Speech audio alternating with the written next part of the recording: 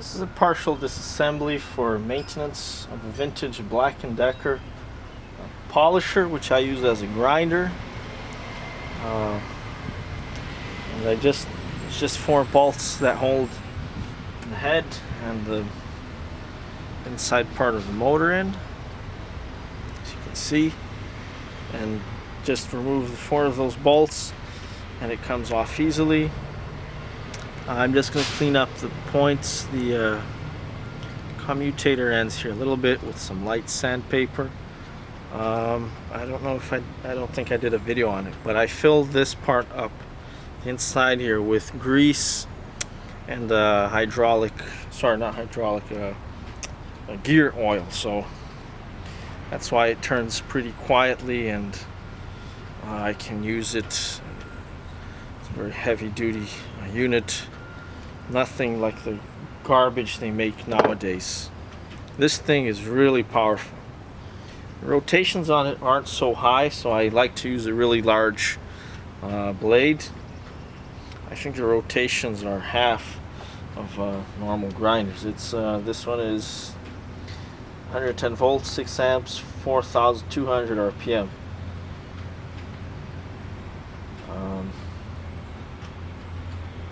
It's made to be used with a 7-inch. Sorry, it's a sander, not a polisher. It's a sander. That's what it's called. But normally I just use a compressed air, spray it, and just blow air in through these holes. That cleans it up pretty good. But now and then I like to just do this small disassembly, and the brushes. It's easier to remove the little brushes. They're not really brushes. They're more like a graphite bricks. You'll see it.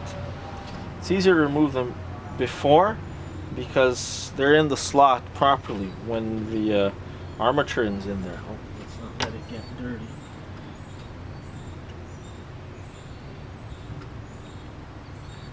And but once you remove this, then they go inside and they fall off of the slot, so then I gotta use pliers. Just gently rotate them to the right spot and they'll come out easily, just like that, as you can see. There you have it. These things are massive. I like to leave them on the same side they were in.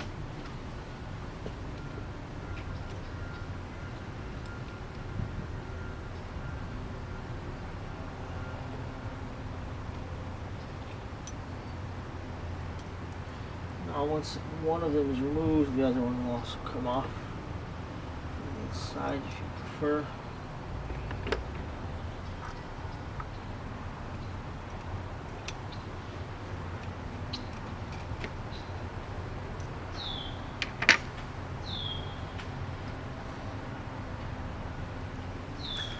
As you can see, it's pretty massive. And it's very, very simple. Some of the new ones are all weird, and I'm just gonna give this a spray with the gun. Interior's gets garbage from grinding and removing stuff with lots of dust in it, so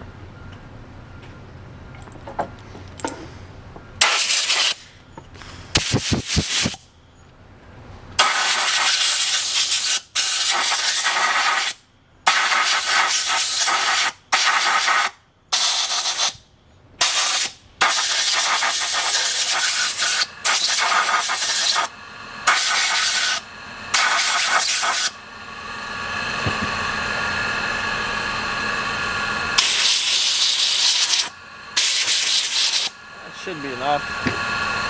Every now and then I'll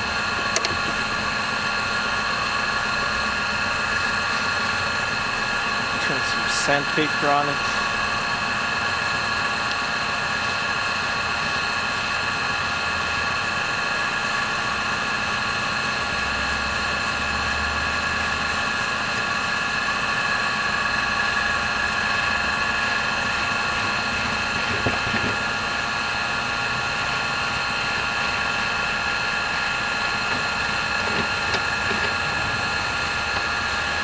There you go. turn it through the end here. Goes through much faster.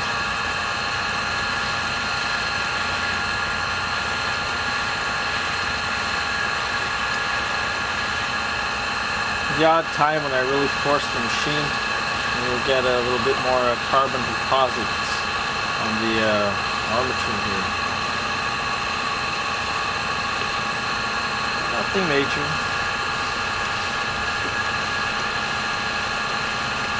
There we go, that's it. I'd like to get a little bit more gear oil inside this, but I'd have to separate the head from this part here. It will separate. But I had a silicone here for a gasket, so if I take it off, I'll destroy that, then I gotta make a new gasket. And so I don't know. So I'm tempted to just drill a hole here and put a grease fitting.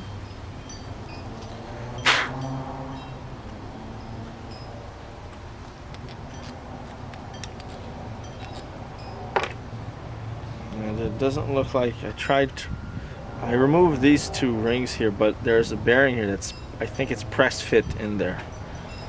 So I can't put any oil or more grease through this here. But there's no signs of leakage. I just think it would need... See, as this spins, it throws the oil and the grease outward. But I guess the oil should still be in there. I'm just more curious than anything else. But I'm just gonna put it back. So to put it back, just literally just put it back. You want to put some grease on the ends. I already have enough grease here. Well, I'm just gonna dab a little bit more. Make sure it's clean.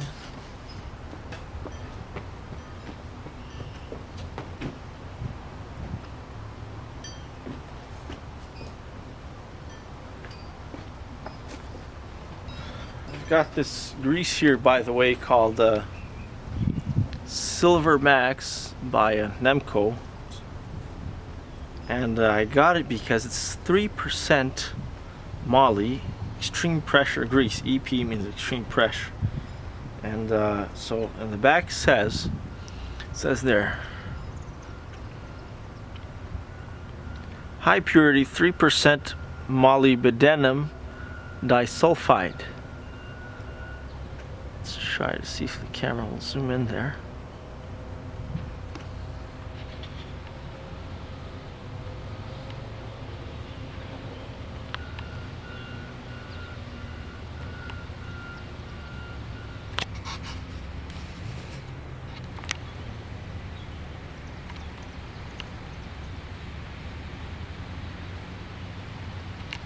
I can read it from there.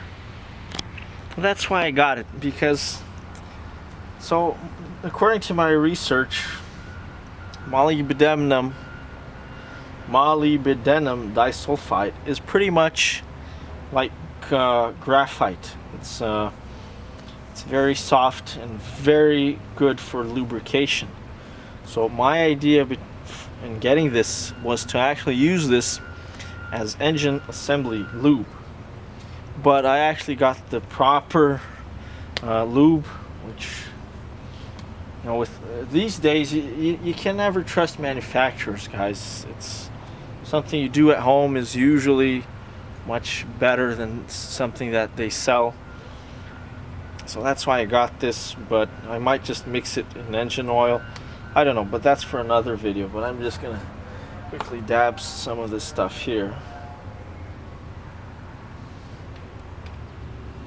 The end of the bearing there, just to keep it nice. So I have it out.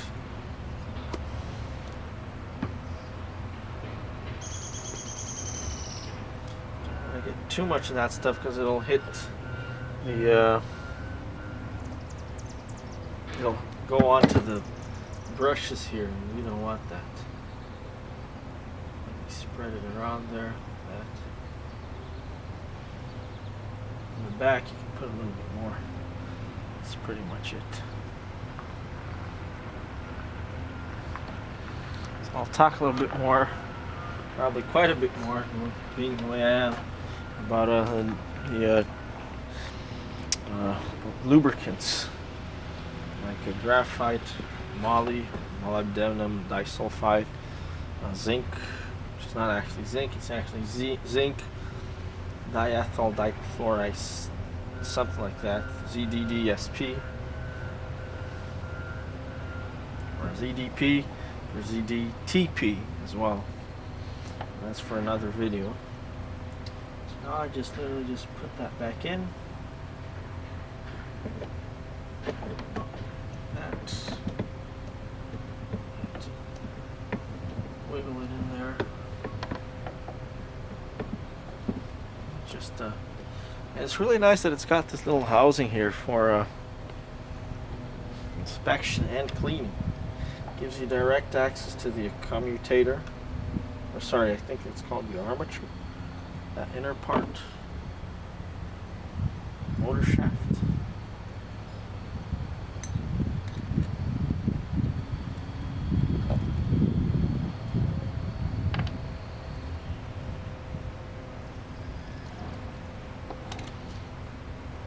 Yeah, now I just gotta push it in there.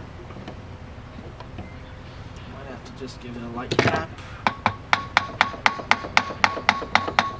There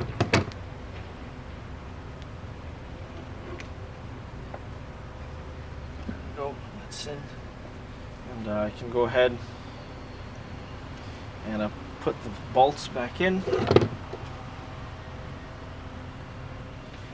It's just amazing how easy it is to remove these brushes. You might look at this video and take it for granted, but try replacing brushes on any modern machine, and then you let me know what you think.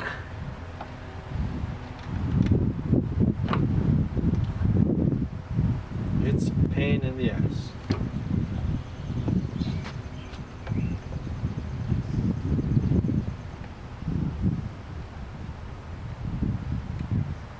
Okay, I'll just tighten them off.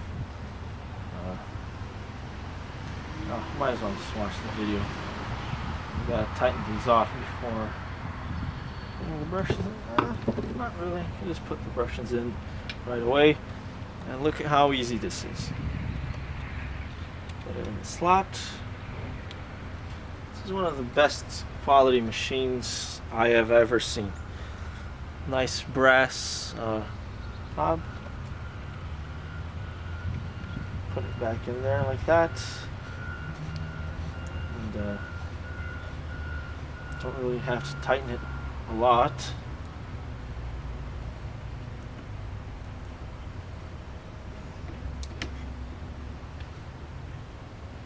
Just tighten it till it seats there. Same on the other side. So I'm talking, I'm going at a very slow rate, but might just even loosen it up a little. Doesn't have to be really tight.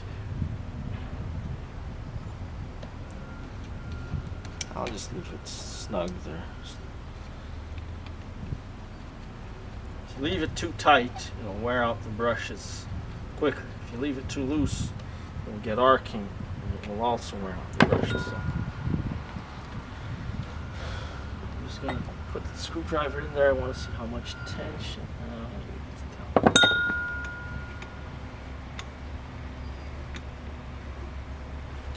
So now I'll just retighten the rest.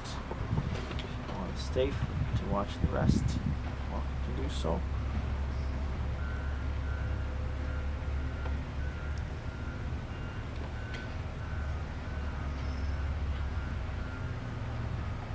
Beautiful. What a beautiful machine. Take a look at it, what they sell, what Black & Decker sells nowadays. Just take a look. It's amazing. Downfall of a company. It's just, I wonder if the original manufacturers, if they were alive, what they think of the garbage that they make, their predecessors are making. Are not predecessors, they're successors actually, which is actually nothing successful.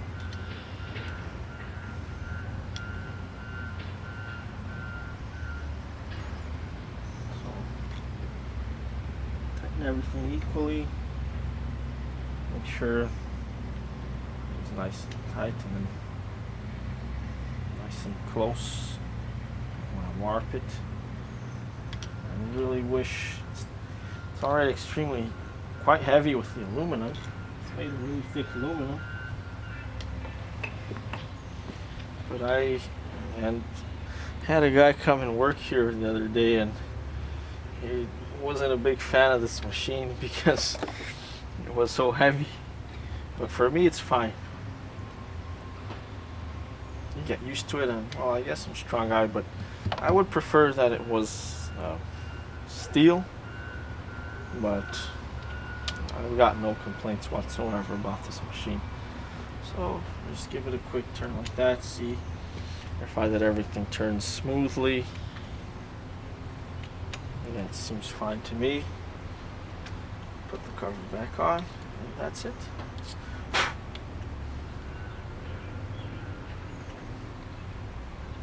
That's all you'll have to do. If you don't do it, it'll just eventually, years from now, it will start to run roughly because of junk buildup. I just like to keep it clean. I like to take care of my machines.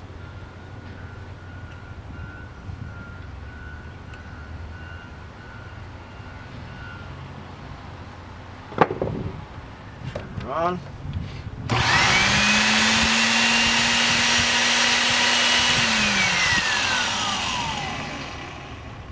Still doesn't sound as smooth. I really want to add some more oil, but I'll do that some other time.